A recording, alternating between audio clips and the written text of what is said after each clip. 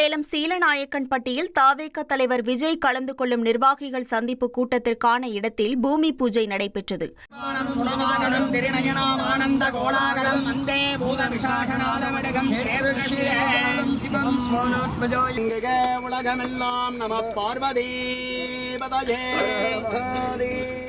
வரும் 13ஆம் தேதி நடைபெறும் இந்த கூட்டத்தில் 5000 பேர் பங்கேற்க அனுமதி வழங்கப்பட்டுள்ள நிலையில் இதற்கான முன்னேற்பாட்டு பணிகள் தீவிரமாக நடைபெற்று வருகிறது.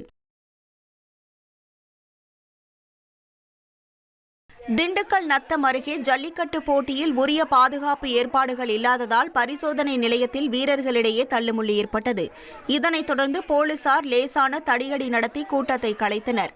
பாதுகாப்பு விதிகளை மீறி மின் கம்பிகள் மற்றும் உயரமான கட்டிடங்கள் மீது ஏறி நின்று பொதுமக்கள் ஆபத்தான முறையில் போட்டியை பார்வையிட்டது அதிர்ச்சியை ஏற்படுத்தியுள்ளது. ராமேஸ்வரம் தீவை நிலப்பரப்புடன் இணைக்க ஆங்கிலேயர் காலத்தில் அமைக்கப்பட்ட 100 ஆண்டு கால பழமை வாய்ந்த பாம்பன் பழைய ரயில் பாலத்தை அகற்றும் பணிகளை ரயில்வே நிர்வாகம் தொடங்கியுள்ளது. இந்த பாலத்தை அகற்ற 2.81 கோடி ரூபாய் மதிப்பீட்டில் தனியார் நிறுவனத்திற்கு டெண்டர் விடப்பட்டுள்ளது.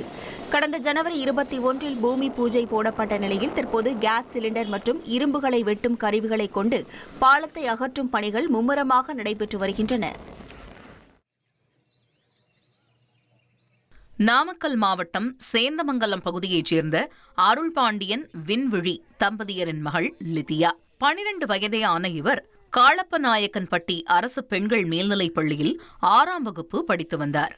இந்த நிலையில் சிறுமி கடந்த சில நாட்களாக காய்ச்சலால் பாதிக்கப்பட்டு நாமக்கல் அரசு மருத்துவக் கல்லூரி மருத்துவமனையில் தீவிர சிகிச்சை பெற்று வந்த நிலையில் பரிதாபமாக உயிரிழந்தது பெரும் சோகத்தை ஏற்படுத்தியுள்ளது. இதனைத் தொடர்ந்து நாமக்கல் மாவட்ட சுகாதாரத்துறை அதிகாரிகள் அந்த பகுதியை ஆய்வு செய்து டெங்கு காய்ச்சல் வராமல் தடுக்கும் நடவடிக்கைகளில் ஈடுபட்டனர். சென்னை அம்பத்தூரில் திறந்து கிடந்த பாதாள சாக்கடையில் கன்றுக்குட்டி ஒன்று தவறி விழுந்தது. இதனை பார்த்த அக்கம் பக்கத்தினர் தீயணைப்புத்துறை அதிகாரிகளுக்கு தகவல் தெரிவித்து கன்றுக்குட்டியை கயிறுகள் கொண்டு பத்திரமாக மீட்டு தாயிடம் ஒப்படைத்தனர். இதனிடையே திறந்து கிடக்கும் பாதாள சாக்கடைகளை உடனடியாக மூட வேண்டும் என பகுதி மக்கள் கோரிக்கை விடுத்துள்ளனர். ராணிப்பேட்டை மாவட்டம் கலவை அருகே மத்திய அரசு திட்டம் பெயரில் காடு விற்ற 2 கைது செய்யப்பட்டுள்ளனர். கனியனூரில் அரசு அலுவலர்கள் என்று கூறி ஆயுஷ்மான் திட்டம் பெயரில் போலியான மருத்துவ காப்பீடு அட்டைகளை விற்றதாக அஜித், கவிதா என்ற 2 கைது செய்யப்பட்டனர். போலி காப்பீடு அட்டை தயாரித்த 2 போலீசார் தேடி வருகின்றனர். சென்னை வேளச்சேரி 100 அடி சாலையில் மசாஜ் சென்டரில் புகுந்து அடாவடி செய்ததாக 3 பேரை போலீசார் கைது செய்தனர். வேளச்சேரி 100 அடி சாலையில் உள்ள மசாஜ் சென்டரில் மதுபோதையில் சென்ற 4 பேருக்கு மசாஜ் செய்ய பெண் ஊழியர்கள் மறுப்பு தெரிவித்துள்ளனர். இதனால் அந்த கும்பல் கத்தி முனையில் பெண்களிடமிருந்து செல்போன், தங்க நகை ஆகியவற்றை பறித்துக் கொண்டு தப்பியது. இது தொடர்பாக போலீசார் விசாரணை நடத்தி வீரமருது, ஆனந்தகுமார், ரவிக்குமார் ஆகிய 3 பேரை கைது செய்து 46 கிராம் தங்க நகை, 5 செல்போன்கள், மோட்டார் சைக்கிளை பறிமுதல் செய்தனர். சிதம்பரம் நகராட்சிக்குட்பட்ட பகுதிகளில் உள்ள நாய்களை கருத்தடை செய்ய நகராட்சி ஊழியர்கள் பிடித்து சென்றனர். அதிகளவு தெருநாய்கள் மக்களை அச்சுறுத்தும் வகையில் சுற்றித் திரிவதாக மக்கள் அளித்த புகாரின் பேரில் நகராட்சி ஊழியர்கள் நாய்களை பிடிக்கும் பணியில் தீவிரமாக ஈடுபட்டு வருகின்றனர். இதில் 33வது வார்டு பகுதியில் சுற்றித் திரிந்த 10க்கும் அதிகமான தெருநாய்களை பிடித்த ஊழியர்கள் நாய்களுக்கு கருத்தடை செய்யப்பட்டு மீண்டும் விடுவிக்கப்படும் என தெரிவித்தனர்.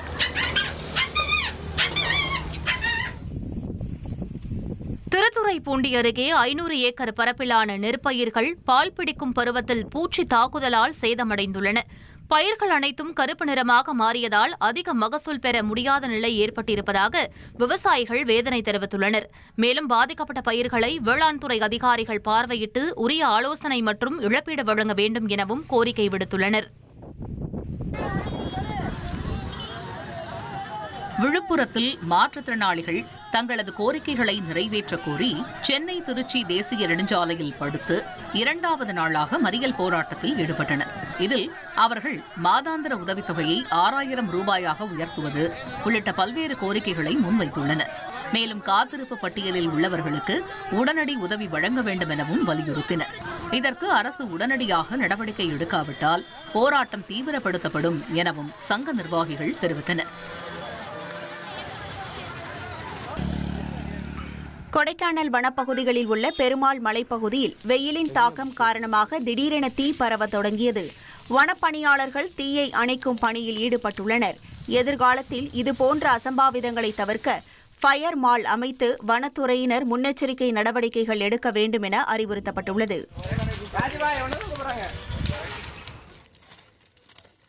திருவண்ணாமலை அருகே ஓடும் ரயிலில் இருந்து கீழே விழுந்த கணவன் மனைவி பலியான சம்பவம் பரபரப்பை ஏற்படுத்தியுள்ளது. திருவண்ணாமலை மாவட்டம் வடமாத்திமங்கலத்தில் மும்பையில் இருந்து புதுச்சேரி சென்ற தாதர் எக்ஸ்பிரஸ் ரயிலில் பயணம் செய்த கள்ளக்குறிச்சி மாவட்டத்தைச் சேர்ந்த சிவக்கண்ணன் மற்றும் அவரது மனைவி கலையரசி ஆகியோர் திடீரென ரயிலில் இருந்து கீழே விழுந்து சம்பவ இடத்திலேயே உயிரிழந்தனர். தண்டவாளம் அருகே கிடந்த உடல்களை கைப்பற்றிய காட்பாடி ரயில்வே போலீசார் தவறி விழுந்தார்களா அல்லது தற்கொலையா என விசாரணை நடத்தி வருகின்றனர்.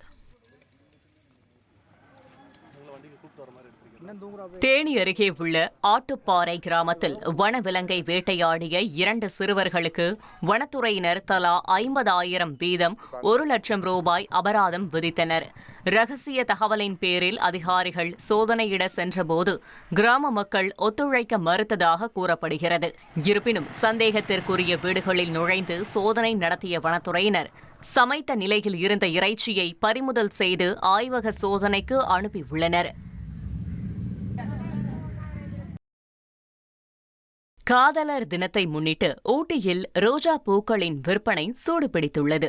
தமிழகத்தின் பல்வேறு பகுதிகள் மட்டுமின்றி கேரளா, கர்நாடகா, ஆந்திரா உள்ளிட்ட வெளி மாநிலங்களுக்கும் ரோஜா பூக்கள் விற்பனைக்காக அனுப்பி வைக்கப்படுகின்றன. வழக்கமாக ஒரு ரோஜா பூ 15 ரூபாய்க்கு விற்பனை செய்யப்பட்டு வந்த நிலையில் தற்போது தேவை அதிகரித்துள்ளதால் 25 ரூபாய் வரை விற்பனையாகிறது.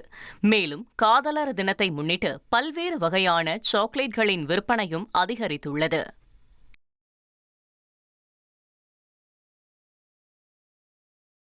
கன்னியாகுமரியில் கடைகளை அகற்றும் நீதிமன்ற உத்தரவை எதிர்த்து வியாபாரிகள் கடையடைப்பு போராட்டத்தில் ஈடுபட்டனர். கன்னியாகுமரி கன்னி அம்பலம் மண்டபத்தை சுற்றிய 12 கடைகளை அகற்ற உச்சநீதிமன்றம் உத்தரவிட்டதை தொடர்ந்து அந்த கடைகளுக்கு ஆதரவாக வியாபாரிகள் ஒருநாள் கடையடைப்பு போராட்டத்தில் ஈடுபட்டுள்ளனர். மாற்று இடத்தில் கடைகள் வழங்கவும் அவர்கள் கோரிக்கை விடுத்துள்ளனர்.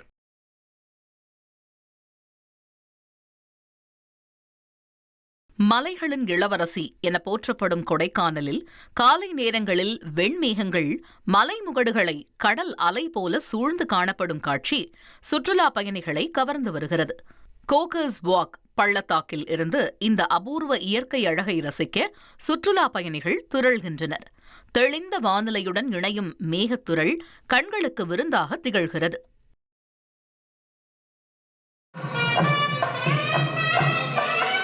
திருநள்ளாறில் உள்ள உலக புகழ்பெற்ற சனீஸ்வர பகவான் ஆலயத்தில் சனிப்பெயர்ச்சி விழாவிற்கான ஆயத்த பணிகள் தொடங்கின. இந்த ஆண்டு மார்ச் 6ஆம் தேதி காலை 8:24 மணிக்கு சனி பகவான் கும்பராசியிலிருந்து மீனராசிக்கு பெயர்ச்சியாகிறார்.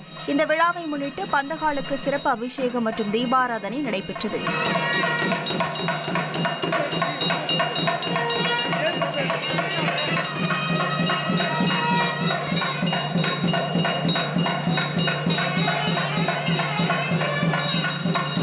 இதனைத் தொடர்ந்து 5 கிராம மக்கள் முன்னிலையில் பந்தக்கால் நடப்பட்டது.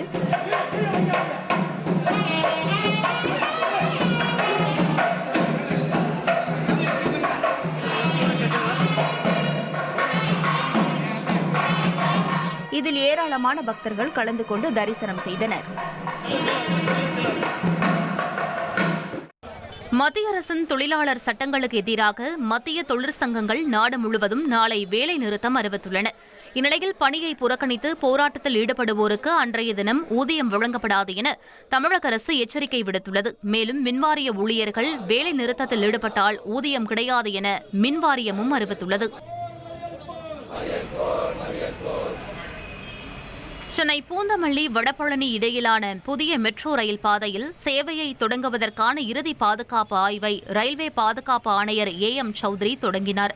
3 நாட்கள் நடைபெறும் இந்த ஆய்வில் பிரேக்கிங் தொழில்நுட்பம், தண்டவாள தரம், பயணிகள் பாதுகாப்பு உள்ளிட்ட அம்சங்கள் பரிசோதிக்கப்படுகின்றன. ஆய்வு முடிந்து அனுமதி கிடைத்ததும் பூந்தமல்லி வடபழனி வழித்தடத்தில் மெட்ரோ ரயில் சேவை தொடங்கும் என எதிர்பார்க்கப்படுகிறது. கெங்கவல்லி அருகே இருதரப்பு மோதல் தொடர்பான வழக்கில் தலைமறைவாக இருந்த தாவேக நிர்வாகி வன்கொடுமை வழக்கில் கைது செய்யப்பட்டுள்ளார். சேலம் மாவட்டம் கெங்கவல்லி அருகே தெடாவூரில் ஜல்லிக்கட்டு காளை ஓடியபோது அஜய் என்பவரது இருசக்கர வாகனத்தின் மீது மோதி சேதமானது. இதனால் இருதரப்புக்கு இடையே மோதல் ஏற்பட்டது. இதில் அஜய் தரப்புக்கு ஆதரவாக தமிழக வெற்றிக் கழக தெடாவூர் நகர செயலாளர் அருண் உள்ளிட்டோர் பழனி முருகன் குடியிருப்பு பகுதிக்கு சென்று தகராறில் ஈடுபட்டதாக கூறப்படுகிறது. புகாரின் பேரில் அருண் உட்பட 15 பேர் மீது கெங்கவல்லி போலீசார் வன்கொடுமை தடுப்புச் சட்டத்தின் கீழ் வழக்கு பதிவு செய்தனர். இந்த வழக்கு தொடர்பாக 5 பேர் கைது செய்யப்பட்ட நிலையில் தலைமறைவாக இருந்த தாவேக நகர செயலாளர் அருண் வாகன சோதனையின் போது சிக்கினார். மாமல்லபுரம் அருகே கடல் நீரை குடிநீராக்கும் திட்டப்பணிகளை அமைச்சர் KN நேரு ஆய்வு செய்தார். செங்கல்பட்டு மாவட்டம் பேரூரில் நாள் ஒன்றுக்கு 400 மில்லியன் லிட்டர் உற்பத்தி திறன் கொண்ட கடல் நீரை குடிநீராக்கும் ஆலையின் கட்டுமான பணிகளை ஆய்வு செய்த அமைச்சர் KN நேரு விரைந்து பணிகளை முடிக்க உத்தரவிட்டார். ஜப்பான் பன்னாட்டு கூட்டுறவு முகமை நிதியுடன் நடைபெறும் இந்த திட்டத்தில் 60% பணிகள் முடிந்துள்ளதாக அதிகாரிகள் தெரிவித்தனர். குஜராத் மாநிலம் அகமதாபாத் விமான நிலையத்தில் ஹெராயின் கடத்தி வந்த சென்னை இளைஞர் கைது செய்யப்பட்டார். கோலாலம்பூரிலிருந்து வந்த சென்னையைச் சேர்ந்த குதுப் சிஹாபுதீன் என்பவரின் உடைமைகளை சோதனை செய்த அதிகாரிகள் சோப்புக்குள் மறைத்து கொண்டுவரப்பட்ட 34 கோடி ரூபாய் மதிப்பிலான ஹெராயின் பாக்கெட்டுகளை பறிமுதல் செய்தனர். சில்வர் ஃபாயில் மற்றும் கார்பன் காகிதத்தில் சுற்றப்பட்டிருந்த போதைப் பொருட்கள் எக்ஸ்ரே சோதனையில் கண்டறியப்பட்டன. சிஹாபுதீனை கைது செய்து விசாரணை நடத்தி வருகின்றனர். 90ஸ்களில் பிரபல நடிகையும் பிக்பாஸ் நட்சத்திரமுமான விசித்ரா மூச்சு திணறல் காரணமாக சென்னையில் உள்ள தனியார் மருத்துவமனையில் அனுமதிக்கப்பட்டு அறுவை சிகிச்சை செய்து கொண்டதாக தெரிவித்துள்ளார். இதுகுறித்து இன்ஸ்டாகிராமில் பதிவிட்டுள்ள அவர், ஒவ்வொரு தழும்பும் ஒரு போராட்டத்தின் வெற்றி கதையை சொல்கிறது என நெகிழ்ச்சியுடன் தெரிவித்துள்ளார். தனக்கு உறுதுணையாக இருந்த குடும்பத்தினர், நண்பர்கள் மற்றும் மருத்துவர்களுக்கு தனது நன்றியை பகிர்ந்துள்ளார். ரசிகர்கள் பலரும் நீங்கள் விரைவில் குணமடைய வேண்டும் என சமூக வலைதளங்களில் பதிவிட்டு வருகிறார்கள். சென்னையில் +2 மாணவியை வீடியோவை காட்டி மிரட்டிய செல்போன் கடை உரிமையாளர் கைது செய்யப்பட்டார்.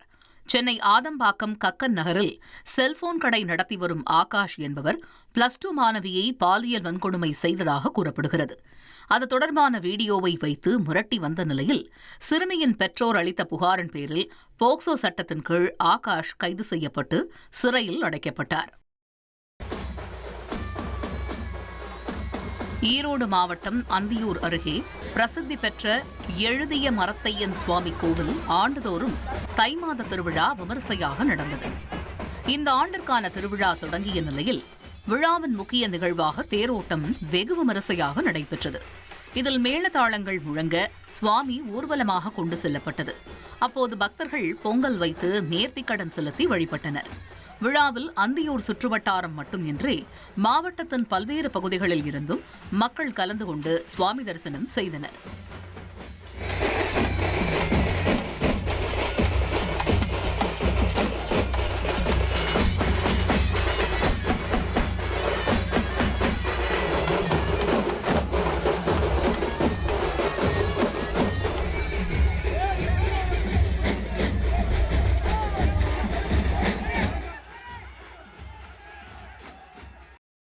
உயர்நீதிமன்ற உத்தரவின்படி சென்னை மெரினாவில் 300 கடைகளுக்கான குலுக்கல் தேர்வு நடைபெற உள்ளது.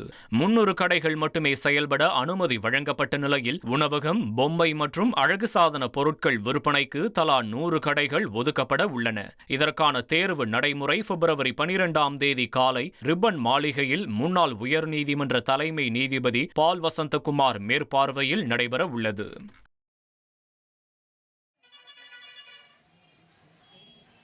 உத்தரப்பிரதேச மாநிலம் ஜான்பூரில் செல்போன் வாங்க வந்த 2 காவலர்களை ஐபோனை திருடி சென்ற சம்பவம் அதிர்ச்சியை ஏற்படுத்தியுள்ளது. ஐபோனை பார்ப்பது போல நடித்து ஊழியர்களின் கவனத்தை திசை திருப்பி பின் புதிய ஐபோனை மறைத்து வைத்துவிட்டு அதற்கு பதிலாக தங்களிடம் இருந்த பழைய போனை கொடுத்துவிட்டு ஏமாற்றி சென்றனர். காவலர்கள் சென்ற பிறகு போன் மாற்றப்பட்டதை அறிந்த ஊழியர் சிசிடிவி காட்சிகளை ஆய்வு செய்தபோது திருட்டு அம்பலமானது. திருட்டில் ஈடுபட்ட காவலர்கள் தனஞ்சய் பிண்ட் மற்றும் மிதிலேஷ் யாதவ் ஆகிய இருவரும் சஸ்பெண்ட் செய்யப்பட்டனர்.